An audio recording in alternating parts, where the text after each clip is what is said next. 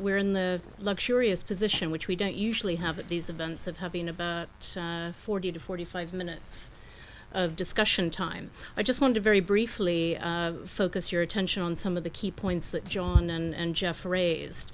And I think it's clear to all of us that context, which is highlighted very much in the paper, conflict analysis, taking the time to do the conflict analysis, making sure that you understand the context, are extremely important for being able to apply conflict sensitivity to your programming and to your work on the ground. And I think Jeff has said just now, getting that analysis right is the real starting point. And making sure that that analysis is dynamic, that it's not at a fixed point in time and then you never go back and revisit it, but that you're able to take an iterative approach to the way that you operate. These are some of the messages that have come through for me. And as Jeff said, and I think John also implied, is that this self-awareness, both as an individual but also as an agency, is also extremely important. What are your limitations? What is the scope that you actually have? And have you actually talked to all of the actors involved? Do you really understand, again, the context? So I don't want to take up lots of time summarizing. I think I'd like to open the floor now for comments, questions, discussion. And if I could ask, I'm going to take maybe 3 or 4 questions or comments each time, and then I'll refer them back to the panel. I may not ask every panel member to respond to every question, but we'll ask the members which ones they would like to address. And if you could identify yourself and also your organization if you have an affiliation, and please keep your intervention as brief and to the point as possible, because we have a lot of people in the room and I hope we're going to have a lot of discussion. So, having said that, the floor is open. And also for our online audience, please do submit any questions or comments you have. Right. Sorsha. Thanks very much for some great research and very interesting presentations. I'm Sorsha from the British Red Cross. I looked briefly at the introduction to the booklet to understand what conflict sensitivity actually is. And I guess the third point is to avoid negative impacts and to maximize positive impacts. And I think everything that we've spoken about is about avoiding the negative impacts. And I think, we can't do enough to actually avoid negative impacts. I do think, however, we can do too much in trying to maximize positive impacts. We often don't have the skills, the abilities, the means, the knowledge to actually understand what positive impact we can have. And I was wondering what the panel thinks about how far we should go as emergency responders, as humanitarian actors, as sometimes multi-mandate organizations in maximizing positive impacts in conflicted environments. Thank you. Yeah, and then we've got the lady at the back here. What if people are denied? Sorry, could you identify yourself first, please? Women for Justice and Peace in Sri Lanka. Mm-hmm. What if people are denied aid?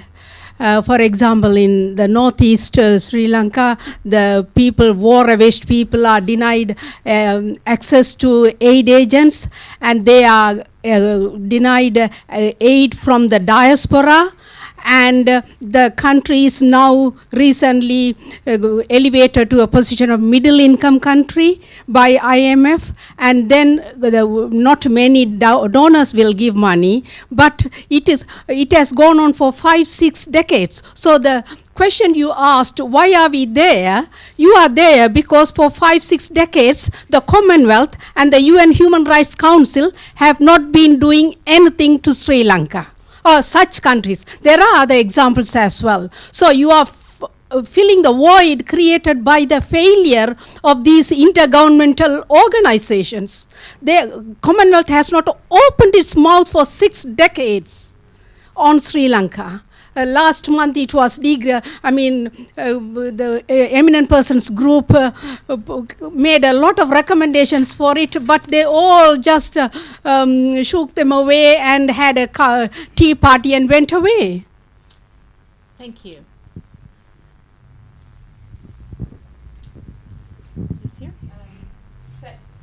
Sarah Hughes, Independent. My comment follows on a bit from Saoirse's, actually, about positive impacts, because it seems to me that the distinctive thing about conflict sensitivity is that final section of the definition, that it's about trying to influence positive impacts.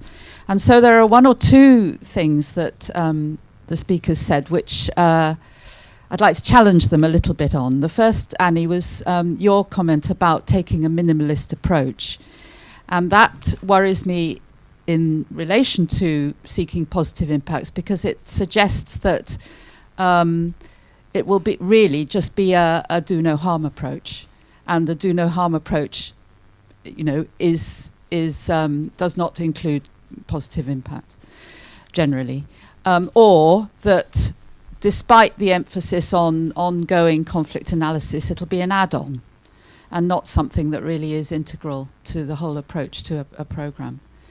And the other point which illustrates this and disturbed me a little bit was, and I can understand it, the emphasis on conflict neutrality, because if you're going to have positive impacts, I think that's inconsistent with consistently being conflict neutral. Thanks, Sarah. Shall we take one more? We got another one. Let's take someone from over here. Yes. Alessandra Magri from CAFOD. I want to make a comment about the fact that what Jeffrey said about the fact that agencies are being conflict sensitive, are already doing some conflict sensitivity, and I mean, on one hand, I agree, because I think, yeah, it's partly true, but what is really lacking now, it's doing it in a systematic way, doing it throughout the project cycle. And I just want to mention that something that CAFOD has done that I think has taken this into account. CAFOD used to have a mainstreaming toolkit for HIV and AIDS, and what we've done, we've revised it to include DRR, conflict sensitivity, gender. And what we are doing with this toolkit, we are providing tools for analysis, context analysis really, that looks at different dynamics within a society and promotes participation. And I think with this toolkit, we are trying to be all-encompassing, because it's not just for humanitarian or emergency response, it's also for development. And it's looking at mainstreaming conflict sensitivity as well as the other sectors I've mentioned throughout the project cycle. So again, trying what Jeffrey was saying, remaining, not using an analysis only at the beginning of a project, but using it throughout, revisiting it, using analysis as dynamic. So, just that. Thank you. Let's start with those, and I'm going to refer to Anne first, as she was our main presenter. Perhaps to pick up on the points of Saoirse and Sarah on the issue of how much do we move beyond do no harm to look at a more positive approach, and looking at the impact of our programmes. I think the research that we did and the interview responses from the practitioners, I mean, part of what I was saying was actually to reflect back those views. And we had something like 75 to 100 people in focus groups and in discussions in the 3 countries. We interviewed 20 HQ humanitarian leaders and practitioners, and then the survey. And their response, overwhelmingly, particularly from the HQ people, was that it needs to be more of a minimalist approach. And I think that this probably actually reflects really, certainly speaking from my own agency's perspective, and I dare say, talking to other colleagues, that's true, that we all feel under a lot of pressure in terms of the kind of frameworks and guidelines that we have to implement in emergency response. So setting up the accountability mechanisms, getting the participation issues right, doing the needs assessments, the coordination. So we did start very much ourselves, and that was certainly sounded back out in the research, that actually people felt, you know, perhaps this is an incremental thing and we need to, you know, move slowly, get this institutionalized, get this accepted within our organizations, and then push it forward into, you know, a more positive approach. But also to say two other issues related to that was certainly when we talk to people, conflict sensitivity is less well known within agencies and within staff, whereas do no harm is very well known. So it's building on that really and moving it forward. And do no harm's been around for, you know, a number of years now, 15, 20 years. But also to say, you know, I think agencies also learn from their experiences, and certainly, you know, if you look back to the tsunami, you know, there were some fantastically positive things that came out, and that I think, you know, perhaps in our recommendations in terms of the project cycle, bringing conflict sensitivity in at the different stages, where you can go back after the initial response and reprogram, replan, then say, well, how do we build in positive elements? And if you look at tsunami experiences, you know, fantastic empowerment of people, people's tribunals, and some really positive things. And I would argue that a number of agencies were very deliberate in supporting those processes, maybe not initially because they were too involved in supporting people to get up and running and on their feet again, but as the process and the program cycle went through. Okay, thanks, Anne. Just to throw out one thing to think about too is that I suppose we also have to distinguish between whether we're talking about positive impact in terms of actually having an impact on whatever the conflict is or the conflict dynamics are, and or a positive impact in terms of the way in which we're programming and the impact of the programming that we're doing. So those are two, can be related, but can also be separate things. John? Yeah, can I just pick up on a couple of dimensions of the project, the questions? So Sorcha's and Sarah question, I think part of a possible way forward is what I hope I reference, which is that this is part of a commitment to, a much broader commitment to contextual analysis across all of our programming contexts. So if we pigeonhole this work very narrowly in kind of humanitarian contexts, and this is just seen as a kind of set of tricks for humanitarians, I don't think we're getting to the nub of the issue.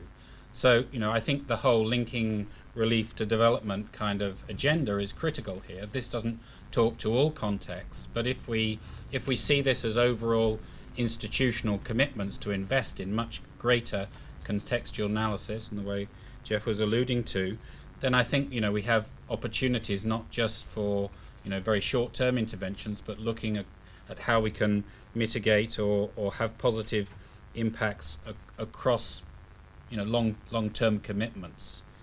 Just also to talk to the lady in Sri Lanka. I mean, I did work for 3 years in northern Sri Lanka, and you know, like Jeff, how much did we achieve? I don't know.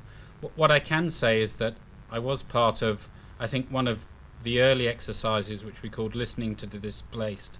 And in Sri Lanka, I know there's a whole kind of listening project.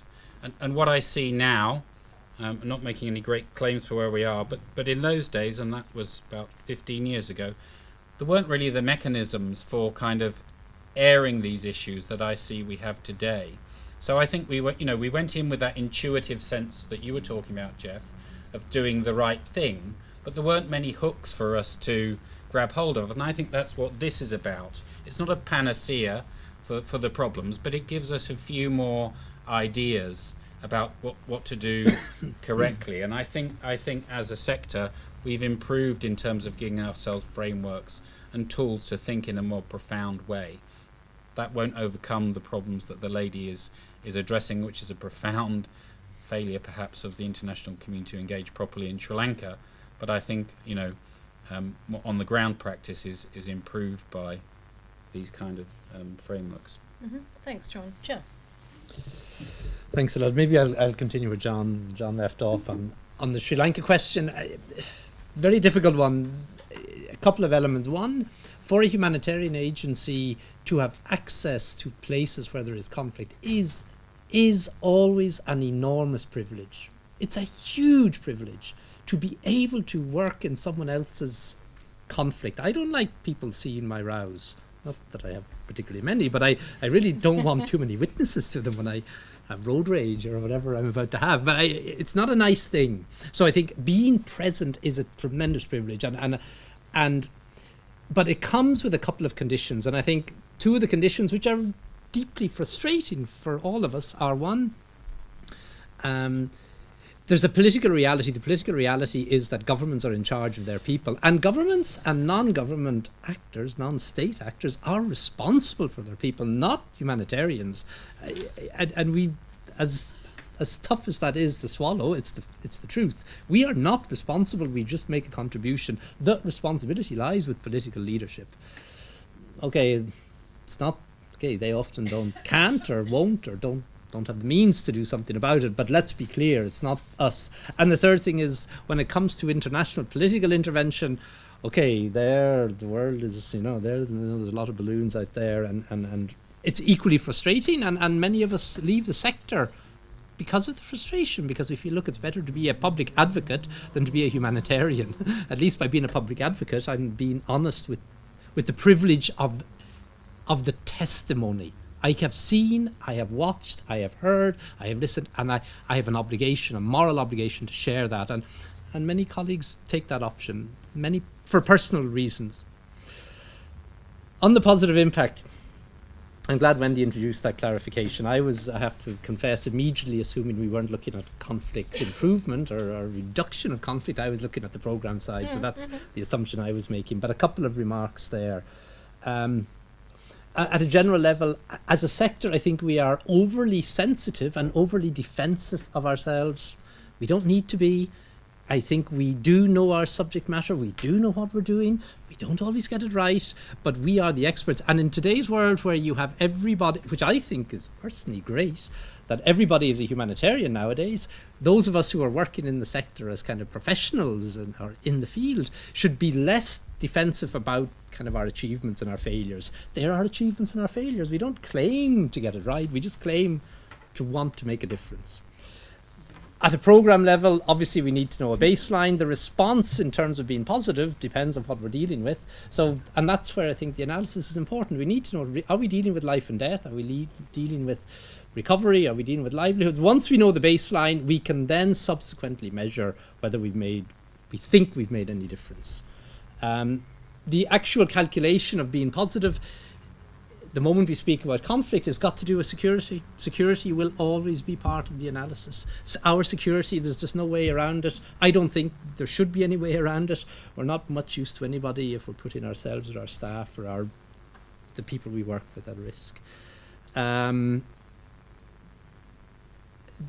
I think we need to be particularly hurtfully honest. I just use the term like that. Not easy, but it is the awareness thing. We need to be hurtfully honest about our successes and failures. If we want to know if we're being positive, we just got to be brutal with ourselves, because we know what we've done and what we haven't done. But I think pushing that positive aspect is important. On the conflict neutral, it's a bit provocative, I agree, absolutely, because meanwhile I'm saying, well, actually everything we do has a contribution to the conflict, so how could you be conflict neutral? I guess for me, conflict neutral is a bit, I challenge us to think about, is there a way to not to pretend we don't have an impact? We do have an impact, we just better be aware of the impact, but that we try to pitch, we try to pitch it in a way, or accept the limits of our impact if they contribute to somebody else's use of force, because I think it does happen. But point is absolutely taken. Conflict neutral is a slightly oxymoron of a term. Thanks, Jeff. Now we've got one question from our online audience, but first I'm going to take a couple from the audience here, and then I'll read this one out because it's quite lengthy. This gentleman here, and then this lady here. My name's Dave Williams. I'm from VSO as a volunteer in Sri Lanka, recently returned. I was based with PCA. That's one of the organisations that were that took part in the research in Sri Lanka, and I'd like to bring a comment from them to this meeting. One of the difficulties that PCA had was in being able to get in with the big boys, to be able to be part of the organisations that were meeting together, both INGOs and UN. We found that although we'd secured a significant amount of money and wanted to be part of the overall relief effort, that it wasn't an active exclusion, it was more of a passive exclusion. Local NGOs are seen as implementing partners. So the big boys make the decisions, and then the implementing partners do it. And I think this is important to look at, not in terms of taking our bats and balls home, but in terms of, we're talking about conflict sensitivity. We're talking about speaking to the people who know what's actually going on the ground, who have those contacts, but yet we don't include them in the decision-making process often enough. And I think that we need to do so. I want to say that. And the second point is, I was also part of the steering group for the conflict sensitivity project in Sri Lanka. And one thing that came very clearly through to us is that implicit is no longer good enough. We have to be more explicit in the work that we do. So it's no longer good enough to be implicit. I'd like to make those two comments and perhaps hear back from the bench. Thank you. Thank you. Let's see, we have someone here in the front row. Just here, Malcolm. Thank you. Katherine Nightingale from Christian Aid. I'd just like to start by thanking, as others have, the panel and those that have produced this report, which I think is really timely and useful. And interestingly, my comment actually follows on quite closely to our friend over here. Christian Aid works in humanitarian emergencies through partnerships with local and national actors. And one of the challenges and questions I'd like to put to the panel is how the report, or what findings the report speaks to in that context. I think, Jeff, you very much sort of emphasised the importance of the knowledge of local people. And also you said that in many cases we can lean on them, we can rely on them. But you also recognise that there are, that it's not without its own political sensitivities and ones within that we need to be aware of, but I would argue very much need to factor in and build on as a part of a much more sensitive approach that local actors and national actors can really help us deliver. So I just wanted to get a sense from examples like Sri Lanka or even Haiti, where I think that issue of local leadership and exclusion of many local actors was a key finding of many of the evaluations. What this kind of review says to that kind of work. Thank you. Should we take one more and then I'll read out the question from our online watcher. Anyone else? Sorry, Malcolm, I think just here, this lady here. Yeah. Thank you. I'm Irene Bag. I'm currently doing research into internal displacement, particularly as it affects women and children.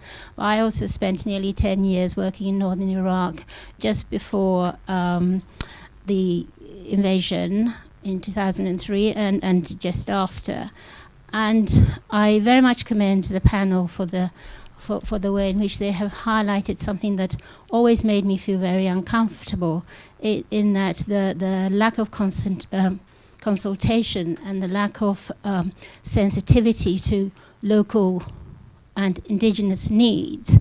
Most societies have actually got groups that operate to help within themselves, and when an emergency happens and a stranger comes in to help you, it is highlighting the fact that you are helpless and you're down there. And so it is important that the person who has come to help you, notwithstanding their good intentions, should be sensitive and aware of what you already can do for yourself, and then to build on that. And I think that the mistake that was made in the past was that emergency aid programs were often handouts rather than helping people to get up for themselves. And I'm really, really pleased that particularly Jeff has been so brutally honest and warm in his assessment of what can go wrong, and what should go right. I think you do have to be culturally sensitive. You do have to be sensitive in times of emergency in all situations. And sometimes it is not possible to be entirely and completely sensitive. But if agencies are aware of what they need to do, then that should go a long way towards making sure that what is done with the best intentions. And I would like to bring something else to the panel's attention, and perhaps to those who have written this magnificent document, that often aid agencies would go in. I know this for a fact because I manage a UNHCR camp as well as an internal displacement camp in the northern regions of Iraq. And one of the things that I think we need to be aware of is the fact that when people, particularly those who are in temporary camps where they can stay for a long time, if you go in to deliver aid and support, you can inadvertently make the very groups that you're trying to help, feel as though they are caught in a play almost. I remember one lady saying to me, so many different groups come in, they assess our needs, and then they go away because something else has happened somewhere, and nothing happens. And her expression was that she was sick and tired of talking to agencies and their representatives. One, because they didn't seem to be doing anything and it was a circus. And she felt very much that the groups in the camps were very much being treated like people in a zoo, were her words to me. It did make me sit up and think as to what exactly I was doing. Was I just there to provide a service and deliver goods and services, or was I there to actually help the people in the camp to assess their own needs and to pick themselves up? And I think that the panel today has actually address that. Working with people to help themselves has surely got to be much better than just doing things for people and to people, no matter the desperateness of the situation in which that they find themselves. Thank you. Thanks, Irene. Okay, I'm going to read out now the question from one of our online participants. And this is from Wardha, excuse me if I massacre your name, but I think it's Wardha Hashim from Aceh in Indonesia, and she's currently studying development studies at the University of Greenwich. So the question is, or first of all, let me set the context. A lack of conflict-sensitive approach in emergency response post-tsunami in Aceh has negatively affected social values of local people, and some have long-term impact, such as social disintegration. These have made development agencies, which took over the recovery process, face double challenges. What are the responsibilities of the relief agencies on this kind of impact? Do you think the agencies that created this impact in the first place should take some action to improve the current situation? Let me just repeat that. A lack of conflict-sensitive approach in emergency response post-tsunami in Aceh has negatively affected social values of local people, and some have long-term impact, such as social disintegration. These have made development agencies which took over the recovery process face double challenges. What are the responsibilities of the relief agencies for this kind of impact? Do you think the agencies that created this impact in the first place should take some action to improve the current situation? And I'm going to start now with on the panel with John is that all right, John? Yep, no, that's fine. We'll go in the opposite direction. No. I think a lot of the questions are raising a kind of core central point about, our own agency, and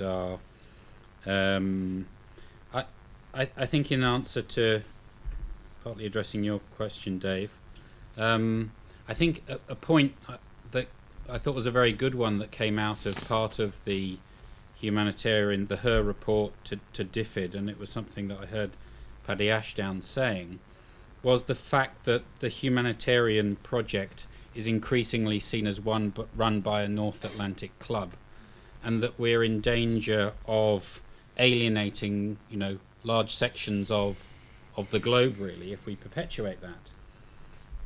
I think that, the role of international organisations like our own is increasingly under the spotlight, and I think it is very much about playing appropriate roles and being less visible. I mean, everybody's heard about the kind of rugby scrum in Haiti and some of those cluster meetings where local actors were excluded because the meetings were conducted in English rather than French, and that's a real indictment on us all. So I do think that this project, whatever we're talking about here, it is about making us more appropriately visible or invisible, and if we're excluding local actors, we do that very much at our own peril, and therefore, as you're saying, I think we should acknowledge, that we do have strengths, and if I cast my eye back over the years that I've been involved, then I think we are getting better at what we're doing. And you're saying about us being under the spotlight.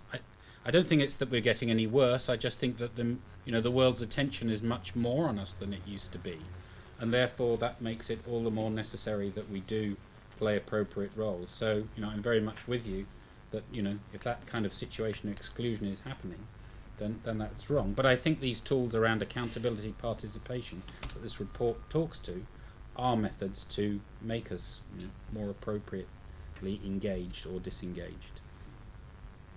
Jeff. Thanks a lot. Yeah, I mean, so much of what's been said in these questions, they really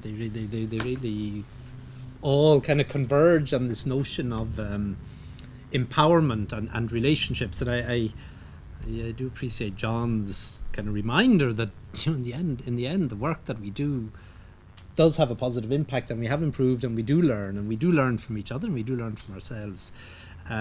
But we do have, we've got gaps in our systems or things that don't work as well as we want. So maybe just a couple of remarks on the being explicit. I don't know why. I guess I do know why we try to be implicit, not explicit. But I think we've got to face the fact that the people we're working with, and I'm speaking local organisations, I'm speaking those who receive our aid, they're as well able to handle the bad news as we are. And if I know from my boss that I got a budget cut, or I don't know, I don't get the human resource deployment, or whatever constraint happens to be the latest one in a long list of constraints, because in the field you manage constraints, I don't know why we don't feel we can't share that kind of information. We can be partners with everybody out there. The relationships are not, so that's number one. I really think, so I'm fully with you on that one. I really think it's important. And it's not only important, but I think it's a kind of recognition that we all have something to offer, even if some of us are in stronger positions or more resource powerful positions than others. It's not about having the resources. That doesn't make us do a good job. What makes us do a good job is the way we manage with others, which I think is a second point, which is about relationships.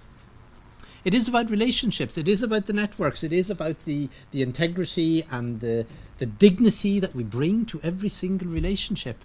And we shouldn't fall, I say it perhaps because I've done it, fall into that kind of power thing of, well, I've got to make the decisions, and I'm accountable, and as my boss, and I pushed the boat out, and I got the extra budget, therefore I'm, well, okay, can I carry all of that? Of course I can't carry all of that. So it won't surprise any of you to hear that I was burnt out after 13 years in the Horn of Africa, because I thought I had to carry it on my own.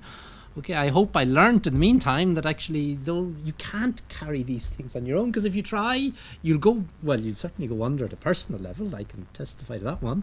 But you also probably won't do as good for the people you're trying to help.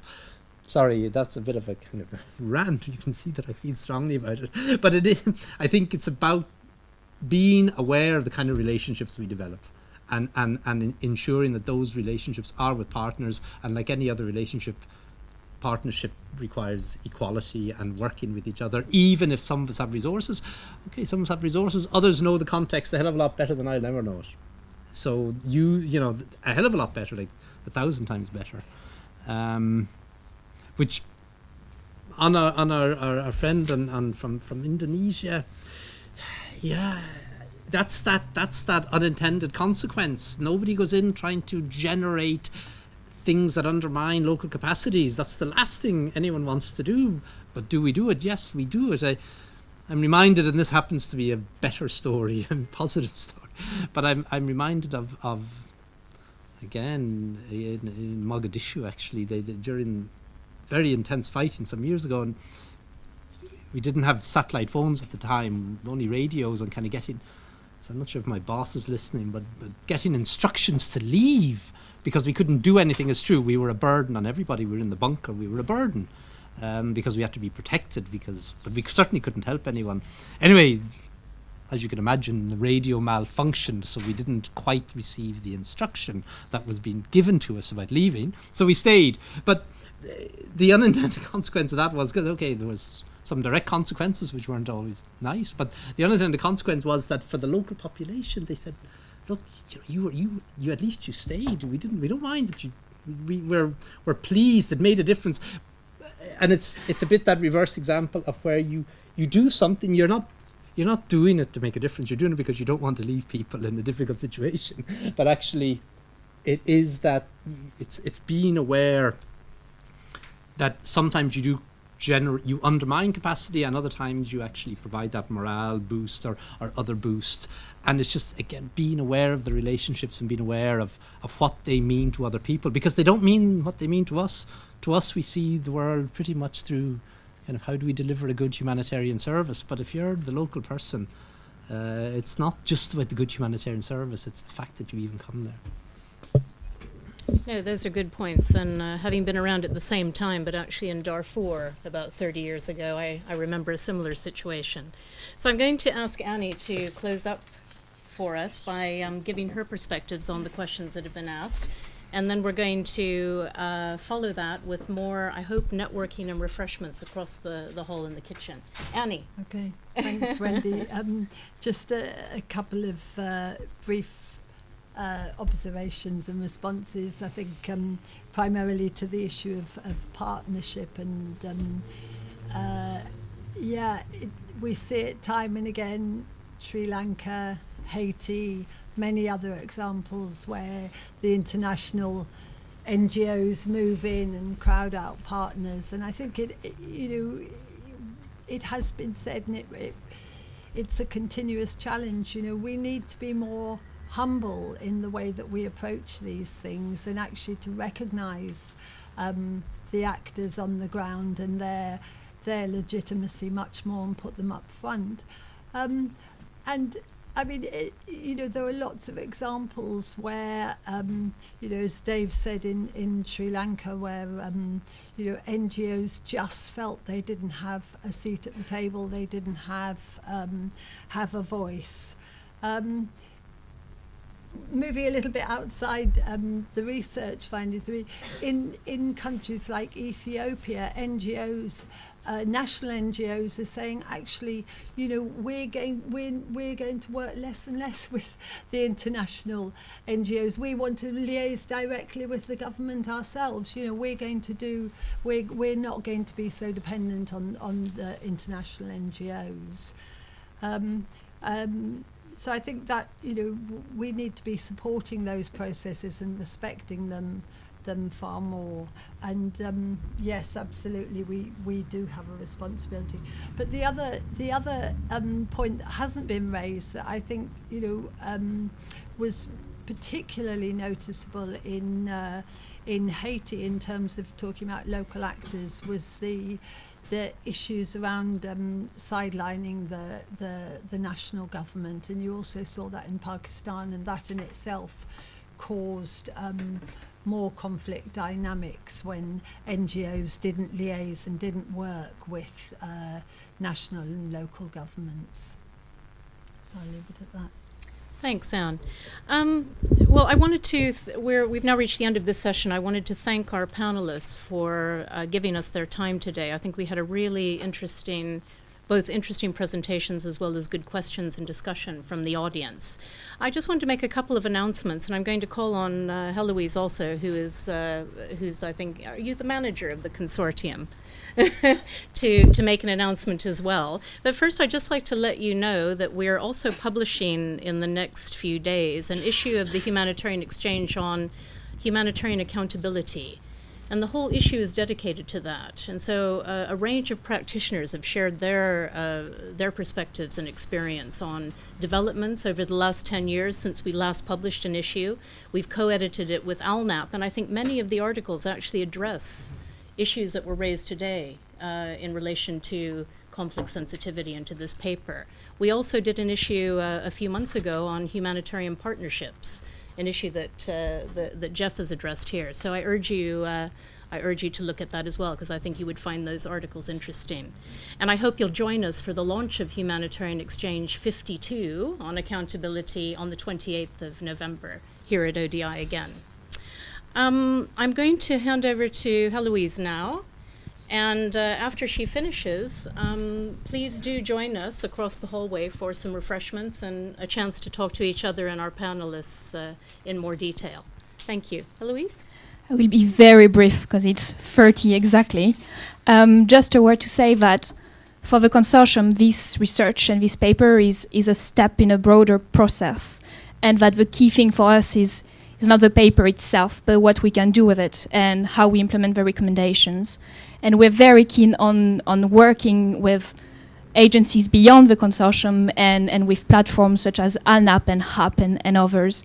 So this is just an announcement to say that in January, we're going to reconvene and really look at the recommendations and next steps. We're going to do some work in between as well.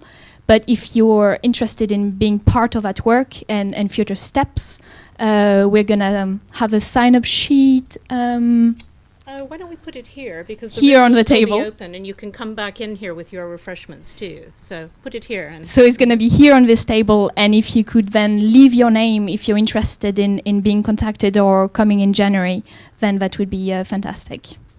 Thank you very much. one last thing is I forgot to mention that this paper has also been translated into French. Yes, So I should have said that. Yes, it will be available in French. Were you about to say that?